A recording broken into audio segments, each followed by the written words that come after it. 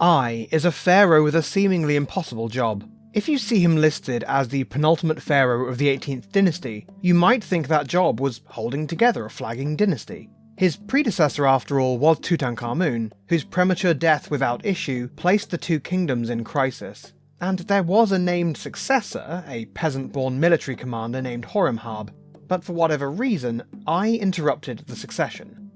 Understudy! That's it. I was more royal. He wasn't of the Thutmose royal line, but he was part of the royal family by marriage, possibly twice. He seems to have been Nefertiti's father, making him Akhenaten's father-in-law, but he may have been closer than that. There's evidence that he was the son of Yuya, whose more certain offspring was Tiye, the great royal wife of Amenhotep III and mother of Akhenaten. This would make I Akhenaten's uncle and Tutankhamun's great-uncle. So he'd insinuated himself into the broader royal family, and was in any case, unlike Horemhab, of noble birth. The thing is, I was just as erased from the historical record as Akhenaten and his immediate family. We don't even have a mummy for I, so his parentage, whether he was Nefertiti's father even, can only be inferred from what little written evidence we have. Hell, really, we only think he's Nefertiti's father, because in some sources, he's shown with the title God's Father, which is sometimes given to a pharaoh's father-in-law. But he really could have been the father-in-law to any of the Amarna-era pharaohs. I'm going to take it as canon because most Egyptologists do, that he was Nefertiti's father, but I'm not staking my life on it. If history had gone the way I seems to have wanted it to go, he would have founded a new dynasty. It's thought he took as his consort a young bride, specifically Ankhesenamun, Tutankhamun's sister widow. The two would not succeed in producing heirs, which would have been handy. I had adult children. His only son, Nachtmin, was his designated heir, but for one reason or another, Nachtmin didn't take the dual crown.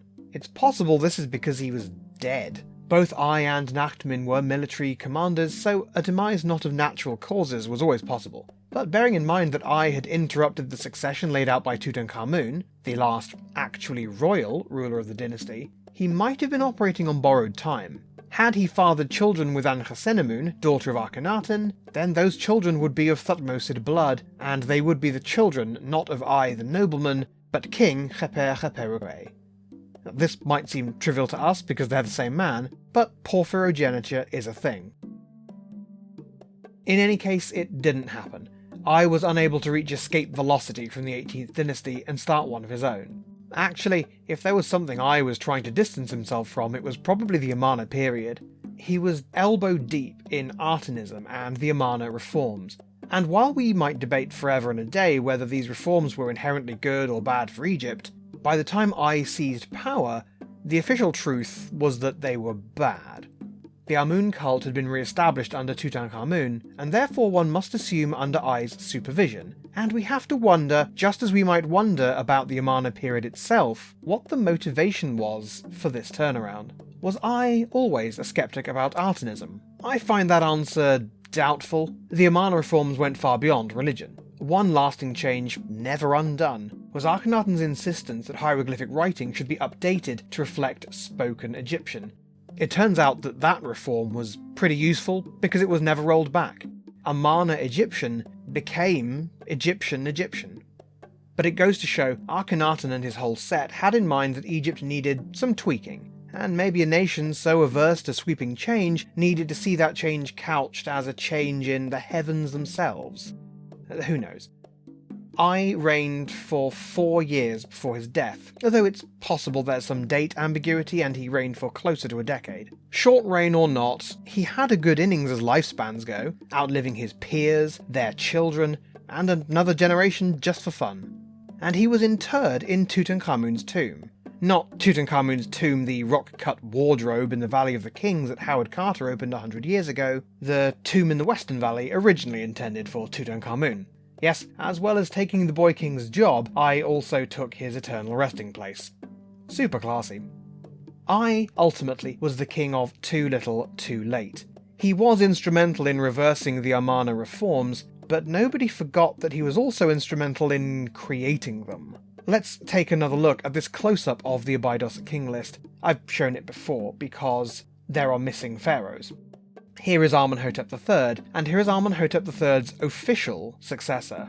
It isn't Akhenaten. It isn't Smenkhkare or Neferuaten or Tutankhamun, and despite all his efforts, it isn't I. I would end up neither founding a new dynasty, nor officially even being a member of the old one. This name here, the last pharaoh of the 18th dynasty, was the regnal name of Horemhab.